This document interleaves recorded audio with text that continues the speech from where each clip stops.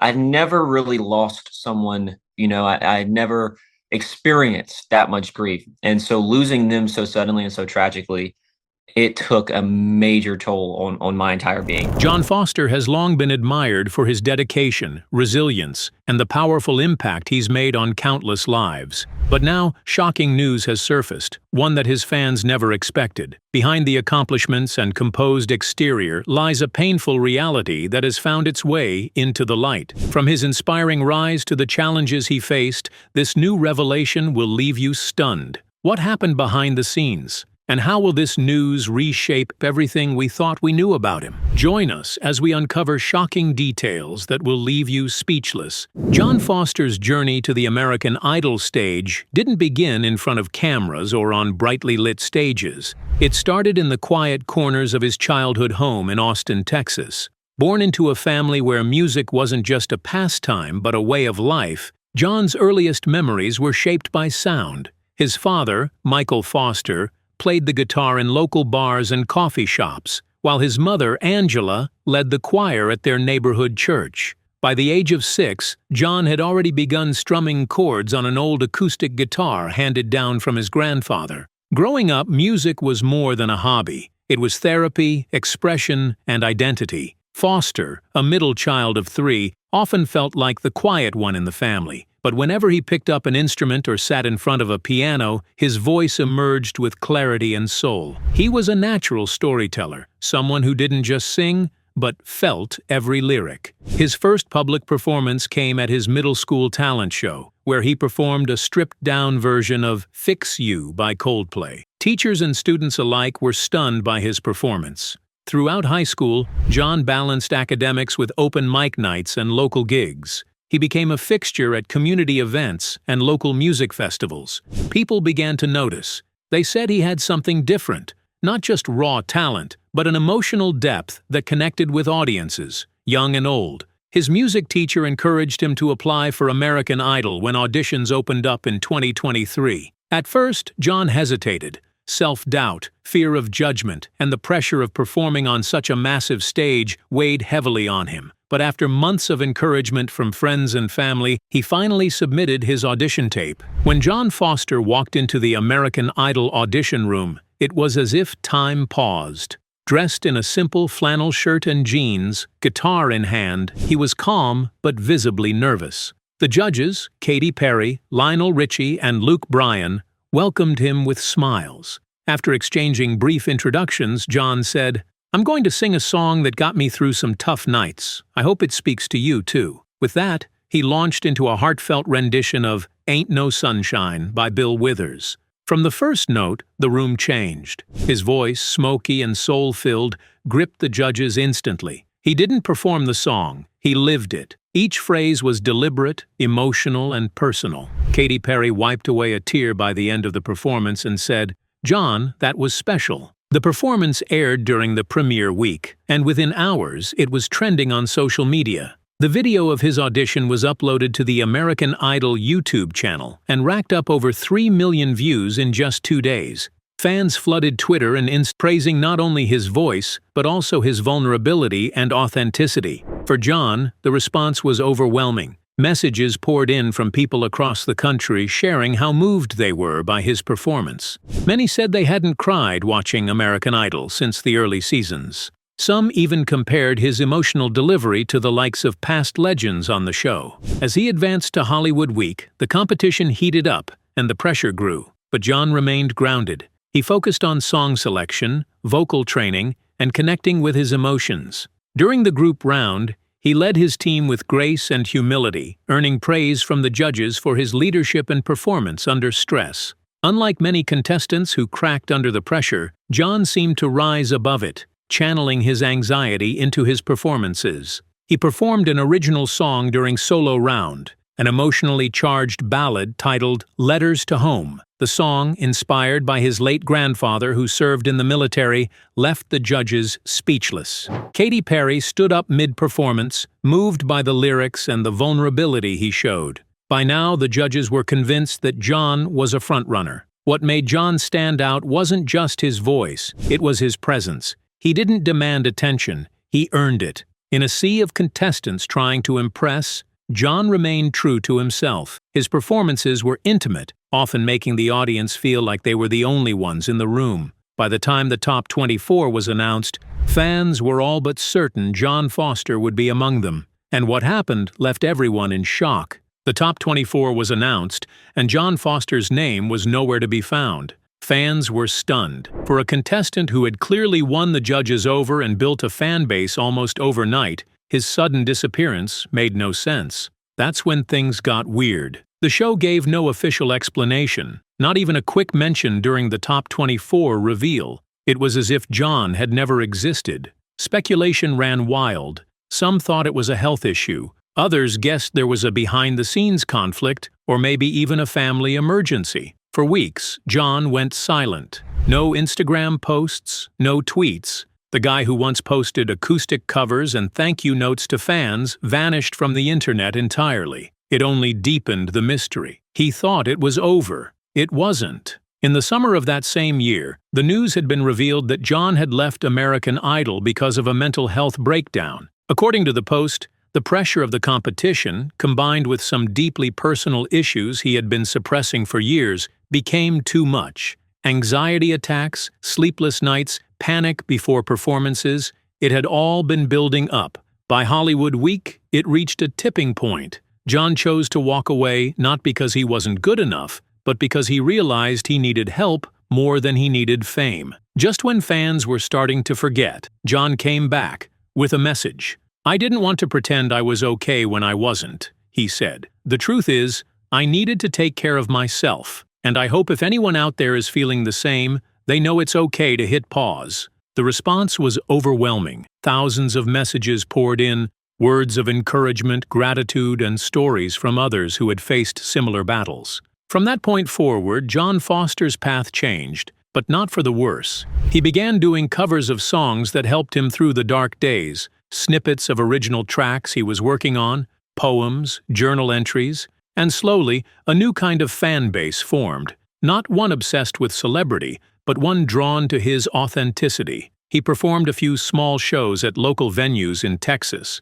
No big headlines, no screaming fans, just small rooms filled with people who came to hear something real. And that's exactly what he gave them. John Foster may not be on the cover of magazines or topping music charts, but he's building something deeper, music with meaning, grounded in honesty. His journey from that first haunting audition to now might not have followed the path anyone expected, but it's one that's inspiring a whole new kind of audience. And in a world full of noise, that kind of quiet truth, it's powerful. But as John's fans tried to make sense of his sudden exit, a troubling silence followed. One that would leave more questions than answers. Once John Foster knew he wasn't in the top 24, his mental health began to decline. But the truth later revealed that John had been struggling for a long time. The pressure of competing, being away from home, and constantly being on for cameras and producers wore him down. Simple decisions like what song to choose or what to wear became overwhelming. He wasn't sleeping. He wasn't eating much either. By the third day of Hollywood Week, he had already asked to speak to a producer about going home, but he didn't want to let anyone down. Not his family, not the fans, not the judges who believed in him,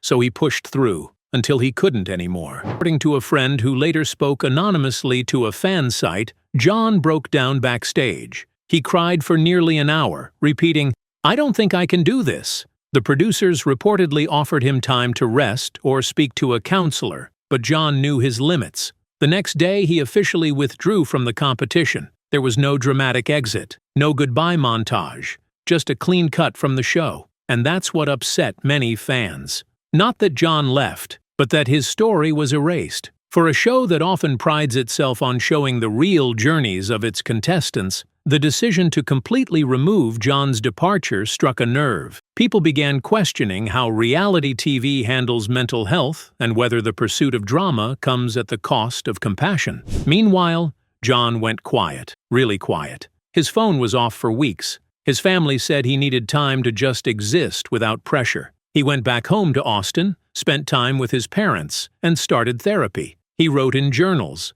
played music only when he wanted to, not because cameras told him to. He disappeared from the digital world, but he was slowly finding himself in the real one. But everything changed when, about 3 weeks later, a handwritten letter was posted on John's official website. In it, he admitted, "I hit a wall. Idol was supposed to be my big break, but I didn't feel like I could breathe. I started feeling like I was pretending to be okay. I wasn't." He talked about how stepping away felt like failure at first, like he was giving up on everything he'd worked for. But he also wrote about how that decision saved his life. That's when things got interesting. People began to realize that John's story wasn't a sad ending. It was just a temporary setback. Instead of retreating from the music world entirely, John began slowly finding new ways to share his voice. Not through the Idol spotlight, but through platforms he controlled. It went viral, again. But this time, the comments weren't just about his talent. They were about courage. People wrote about how they related to his struggle. Just when fans were starting to forget, he revealed something unexpected. "I don't know where this journey ends," he said, "but I know I'm still on it, and that's something." John wasn't chasing fame anymore. He was creating meaning. His silence, once heartbreaking, had turned into a deeply personal intermission. And now, the music he was making felt more real than anything he could have done on a televised stage. As fans continued to follow his healing journey, one thing became clear. John Foster was no longer just the guy who vanished from Idol. He was the guy who came back stronger. But behind that strength was a storm that most never saw. A private battle that didn't just lead to his exit, but nearly ended his music forever. By now, fans knew that something had happened behind the scenes, but no one was prepared for just how deep the pain went. The silence after John Foster's American Idol exit wasn't just about mental exhaustion or pressure from the spotlight. It was the result of years of hidden struggle, grief, and trauma that finally caught up with him on the biggest stage of his life. This wasn't just a contestant dropping out. It was a cry for help. John had always carried his emotions in his music, but rarely in his words. Even as a child, he was described as sensitive, observant, and internal. His friends used to joke that he felt everything too hard. But behind that poetic sensitivity was something heavier. That something began in his early teens, when John lost one of his closest friends. It was a devastating moment that cracked his sense of safety. At the time, he didn't fully understand how to process it. Instead of seeking therapy, he turned to songwriting. He wrote late into the night, lyrics that were raw, honest, and sometimes dark. It became his release, his medicine. But over the years, those buried feelings started surfacing in unpredictable ways, through social anxiety, insomnia, and occasional panic attacks. When he applied to American Idol, he was in a good place. At least that's what he told himself. But what he hadn't anticipated was how fast the pressure would hit him, and how familiar feelings of grief and fear would return under the spotlight. But everything changed when he got to Hollywood Week. The tight schedules, sleepless nights, and constant filming began to wear him down. Contestants are coached and encouraged, but they're also under surveillance almost 24/7. And for someone like John, who already struggled with overthinking and self-doubt, it quickly became overwhelming. He started shutting down in rehearsals. Not on purpose, but because his mind and body were overworked. He couldn't focus. He couldn't breathe through his performances. Some of the other contestants noticed. A few even quietly offered support, while others just assumed he was stressed. But it wasn't just stress. John was breaking down. That's when things got strange. One night, after a particularly long day of shooting and rehearsals, he left the set early and didn't return until the next morning.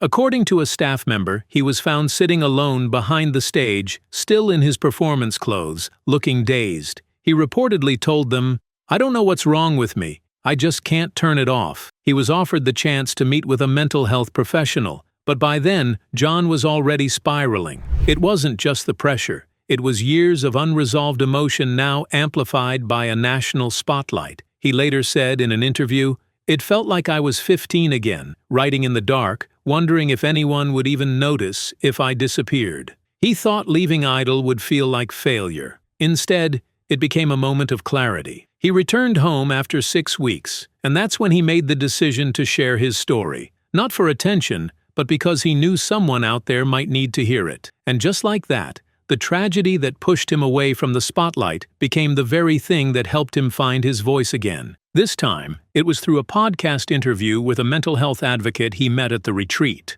The episode, titled The Sound of Silence, featured John talking openly for nearly an hour about what really happened during his final days on Idol. He talked about the insomnia, the panic, the pressure to perform when his mind was screaming at him to stop. But he also talked about healing, about walking in nature, about crying without shame, about breathing. It was one of the most raw, honest conversations fans had ever heard from a reality show contestant, and it went viral for all the right reasons.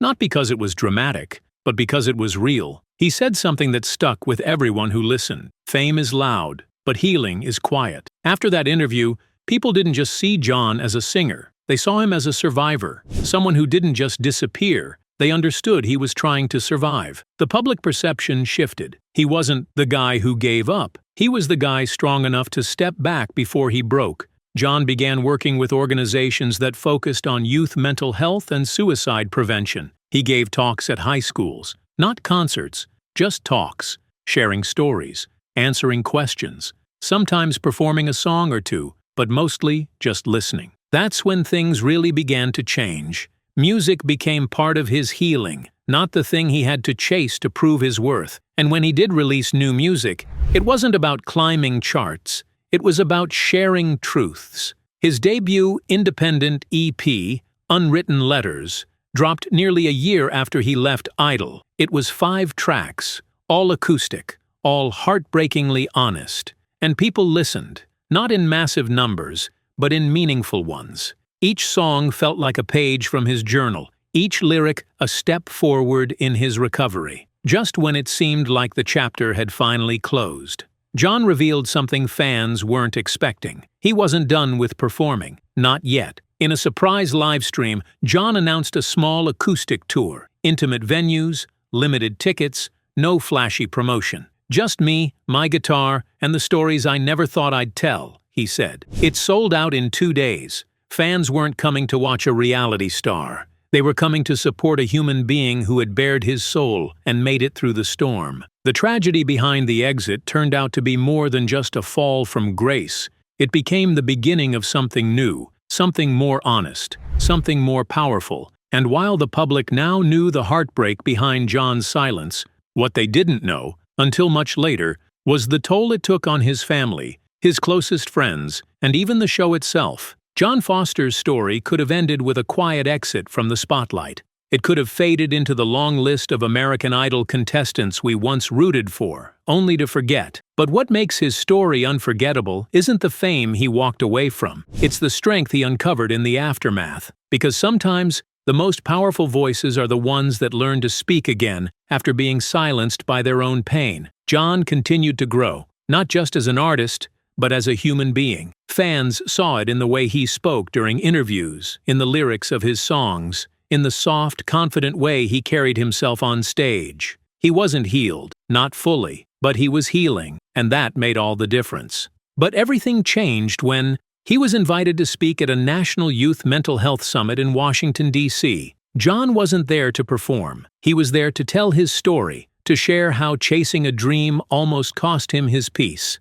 And when he walked on stage, holding nothing but a note card and a worn-out photo of his late friend, he didn't sugarcoat anything. He talked about being terrified of cameras. He talked about waking up in sweats. He even talked about the night he thought about running away from the Idol hotel and never coming back. But he ended with this: "I'm still here, not because I'm stronger than you, but because I finally stopped pretending I wasn't hurting." School counselors across the country began sharing his talk. He was invited to partner with nonprofit mental health organizations. A documentary filmmaker reached out, asking to follow John on his acoustic tour, not to glamorize it, but to highlight the journey of someone who chose survival over celebrity, just when fans were starting to forget. The name John Foster, he released a surprise single titled Open Wounds. The song was different, rawer, louder, more urgent. It told the story of his breakdown on Idol and the fear of letting down the people who believed in him.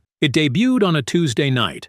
By Wednesday morning, it was featured on playlists titled Healing Voices, Honest Songs, and Voices That Matter. He wasn't just making music anymore. He was making space for others. But everything changed when a national news outlet ran a feature on John's journey, focusing not on the music or the fame, but the mental health movement he was quietly inspiring. The article was titled, "The Idol Who Walked Away," and included an in-depth interview with John, his parents, and even a former American Idol producer who admitted, "We weren't ready for what John was going through, but now we're learning." That single article opened new doors. John was invited to Capitol Hill to speak on behalf of youth mental health legislation. He stood beside senators, psychologists, and nonprofit leaders, not as a celebrity, but as a survivor. His message was simple: listen to us before we break. Producers from American Idol reached out, not to ask him back, but to ask for help.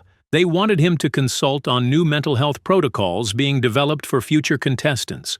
John agreed, on one condition: make sure nobody ever feels alone like I did, and they listened. In the next season, viewers noticed something new, more behind-the-scenes footage showing support systems, mental wellness coaches, and real check-ins with contestants. John didn't appear on screen, but his influence was felt in every frame. He thought his story would end in a whisper. It didn't. Just when fans were starting to forget the quiet kid with the guitar, John announced a new album. But this time, it wasn't just about heartbreak and healing. It was about survival and celebration. The album, titled "Still Here," was a reflection of everything he'd lived through and everything he still hoped for. And the title track? It featured a recording of his speech from that youth summit in D.C., layered behind a simple, haunting melody. No chorus, no radio hook, just truth. A story of pain and strength. Wasn't just about what John survived.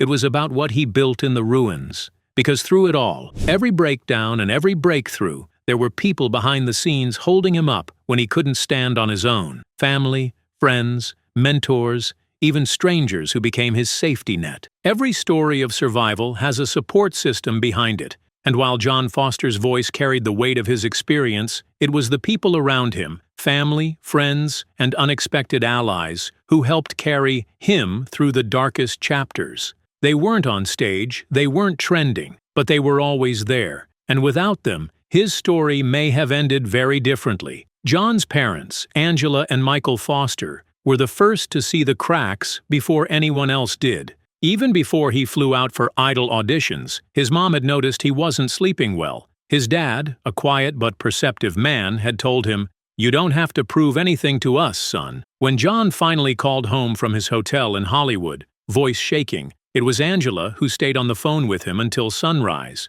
She didn't try to fix it, she just listened. Later, she flew to LA without telling him, and waited in the hotel lobby just in case he needed to come home. He did. John's childhood best friend, Casey, who had stayed quiet during his rise on Idol, spoke up when it mattered most. She shared a deeply personal post called, "My Best Friend Is Not a Failure." It wasn't meant to go viral, but it did. Casey reminded the world of who John was long before the stage, the guy who gave his time, his money, and his heart without asking for anything in return. She wrote, "He doesn't chase applause, he earns trust. And that's way more important. Not everyone who stood by John made headlines or went viral. Some just showed up, over and over again. Mateo, the barista at the corner cafe, left hand-scrawled notes on John's coffee cups during the months he barely spoke to anyone. "Keep going," one said. "You matter," said another. Talia, a therapist John met at a community wellness group, offered him something he hadn't experienced in a long time: space to speak without having to perform. John later called therapy the encore I never knew I needed. Even Brielle, a backstage production assistant on Idol, played a role. Long after the show ended, she mailed him a handwritten letter. "You didn't have to say anything. I saw the effort. You showed up every day. That's bravery." It's still pinned to his writing wall. And then there were the anonymous ones. Neighbors who left warm meals. Fans who painted his lyrics into murals. Teachers who taught his story as a lesson in empathy. The quiet support, gentle, consistent, and real, was the scaffolding that helped him rebuild. These weren't grand gestures. They were small, unwavering acts of love, and they mattered more than any standing ovation. It's easy to focus on the moments when John Foster broke down, but these were the people who helped build him back up. And in many ways, their love and loyalty became the quiet engine behind his recovery. Now, with the stage lights behind him and a stronger sense of self ahead, John is walking a new path, embracing what's still possible. When John Foster walked away from American Idol, it didn't just leave fans with questions. It left the show with a mirror. It's not often that a reality competition stops and reflects, but John's exit wasn't just another dramatic twist. It was a wake-up call. At first, the show did what it always does when something messy happens. It went quiet. John was edited out. There were no official statements, no cutaway footage. It was like he never existed. But the people who worked on the show, they felt it. Sources later said that conversations started almost immediately behind the scenes, not just about John, but about the overall culture of the show. Idol has always been intense, long days, high stakes, pressure to perform. But John's sudden exit, especially after becoming such a fan favorite, sparked something different, something bigger. People started asking, "Are we doing enough?" And little by little, the answers to that question started showing up. In the following season, fans noticed subtle but meaningful shifts. Contestants talked more openly about anxiety. The camera didn't cut away from emotional moments like it used to. In fact, sometimes it paused there. Let it breathe. There were on-screen check-ins, mentions of support staff, and for the first time in Idol history, producers brought on an actual mental wellness coach to travel with the cast. It wasn't shouted from the rooftops, but it was happening. Some contestants said the energy felt different, softer, safer. One singer posted on TikTok saying, "I don't know what changed this year, but we're being asked about our headspace, not just our harmonies." And fans noticed. Producers may have tried to erase John's story on screen, but the impact of what happened behind the scenes was very much alive. Even the judges adjusted their approach. Katy Perry began talking more openly about burnout. Lionel Richie became more vocal about the emotional cost of chasing dreams. They started asking contestants not just how they were doing vocally, but how they were doing, period.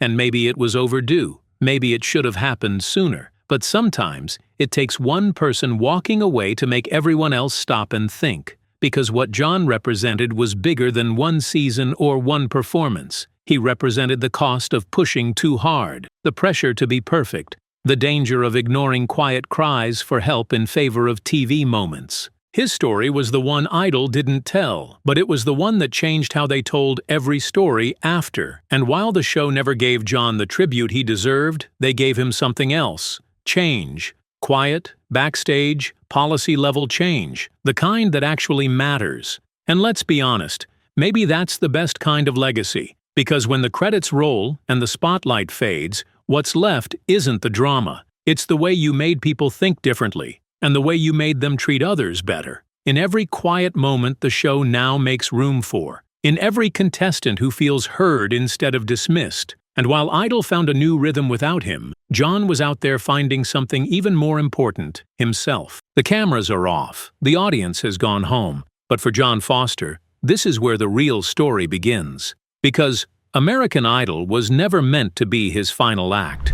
It was just the first chapter of a much more human, much more honest journey. And while the stage was grand, the life he's building now is rooted in something deeper than any spotlight: purpose. Today, John Foster isn't chasing fame, he's chasing meaning. After the release of his album Still Here, he quietly began mapping out his next steps. Not with a manager or label team in his ear, but with a therapist, a notebook, and a community of people who believed in his healing as much as his talent. He's still making music, but on his own terms. He writes when he feels something, not when he's expected to. He performs when the moment feels honest, not when the schedule demands it. His next project, a concept EP called Second Breath, built around stories submitted by fans who've overcome their own struggles. And it's not just music. John now leads writing workshops for teens who feel like they don't belong. He visits recovery centers, not to perform, but to listen. He shows up at schools to talk about mental health, failure, and what happens after you fall apart